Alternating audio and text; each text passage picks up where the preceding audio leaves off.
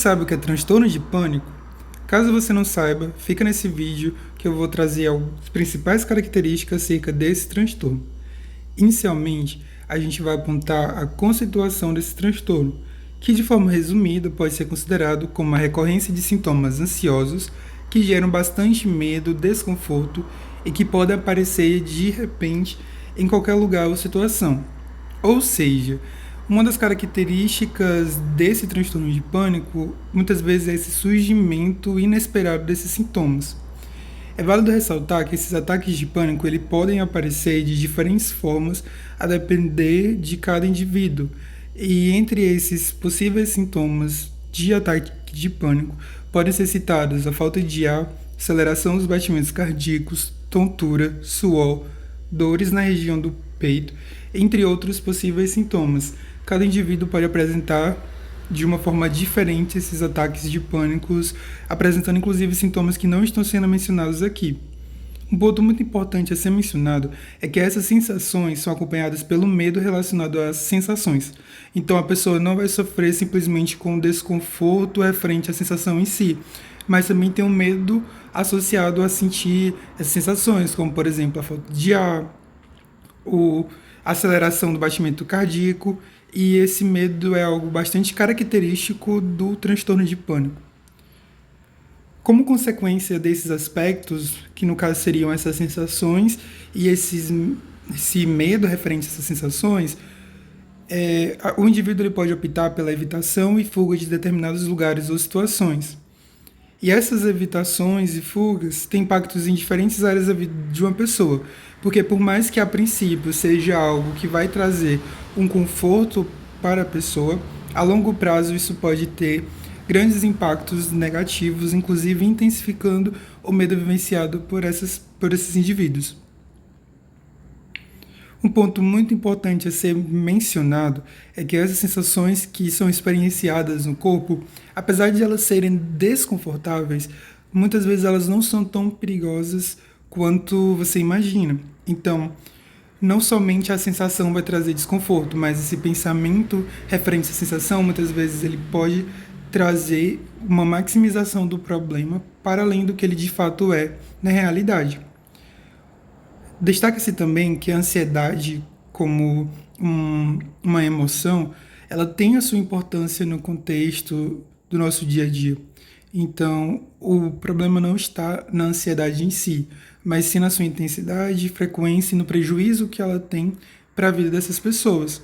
Porque a ansiedade, como uma emoção saudável, ela vai ser necessária em diferentes momentos do nosso dia a dia, inclusive nos motivando para se dedicar e dar o nosso melhor em diferentes atividades do nosso dia a dia, do nosso cotidiano, no trabalho, no contexto acadêmico e em diferentes campos da nossa vida. Assim, ressaltando o que eu já havia mencionado, nesse transtorno de pânico há uma tendência de direcionar a atenção para essas sensações com pensamentos catastróficos. Então, o indivíduo que ele está vivenciando esse transtorno de pânico, os ataques de pânicos, eles pretendem a pensar nos piores desfechos possíveis relacionados a esse desconforto, como, por exemplo, estou morrendo, estou enlouquecendo e vou perder o controle. Essas interpretações costumam aumentar mais a ansiedade, de forma que as sensações temidas se mantêm intensas. Então, a pessoa ela apresenta uma determinada situação, tem um pensamento sobre essa situação, sobre essa sensação, como por exemplo, estou morrendo, e isso faz com que a sensação ela se intensifique cada vez mais. Aqui eu trouxe ainda o papel do pensamento, considerando o modelo cognitivo e exemplos associados a esse contexto do transtorno de pânico, em que a gente tem um acontecimento, que no caso é usar o elevador e notar que o coração está batendo mais forte, e um pensamento referente a esse acontecimento, que é, será que eu estou tendo um infarto? Esse pensamento vai gerar possíveis emoções, que no caso podem ser citadas o medo, a ansiedade e a angústia, que vão ocasionar sintomas como hiperventilação, tremor e suor, que por sua vez vão influenciar no comportamento de sair do elevador imediatamente. Esse comportamento ele pode ser considerado como uma evitação ou uma fuga, que de certo modo vai influenciar na intensificação desse medo. É válido ressaltar que aqui nesse mapa mental está apenas esse ciclo como uma forma de facilitar o entendimento, mas que não necessariamente vai acontecer nessa ordem, que cada elemento pode ter uma influência em outro elemento. Agora que a gente já entendeu de uma forma mais simplificada o que seria esse transtorno de pânico, é válido ressaltar a importância do enfrentamento dessa situação, que é vivenciada por diferentes pessoas, diferentes indivíduos. Um dos pontos importantes nesse enfrentamento é justamente a aceitação da ansiedade. Aceitar que a ansiedade é algo natural e que o problema está justamente na intensidade, frequência e prejuízo que muitas vezes é presente em algumas pessoas, mas que a nível típico, essa ansiedade ela é totalmente esperada e adequada, porque ela vai ser necessária para que a gente possa fazer as nossas tarefas do cotidiano.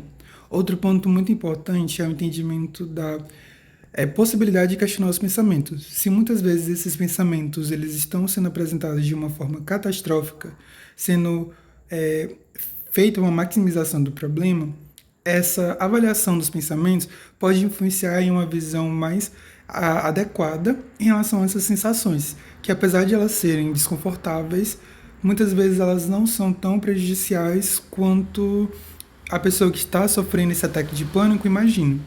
O manejo de sintomas ele pode ser realizado por diferentes formas, em que pode se citar estratégias como a mindfulness, de respiração, técnicas de respiração e diversas outras técnicas comportamentais e cognitivas que são abordadas no contexto da psicoterapia.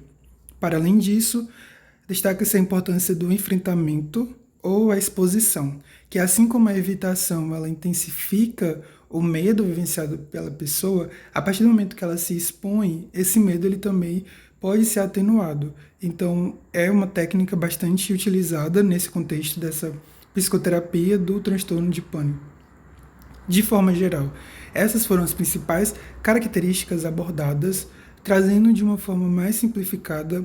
É interessante destacar que existem muitos outros aspectos que podem ser mencionados e que cada pessoa pode apresentar diferentes características, diferentes expressões desse transtorno. Então, é só uma forma de introduzir ao tema. E em relação às referências para a construção desse mapa mental, foi utilizado o livro Psicoeducação em Terapia Cognitivo-Comportamental, de Carvalho, Malagres e Rangel, 2019. É isso, pessoal, e até a próxima.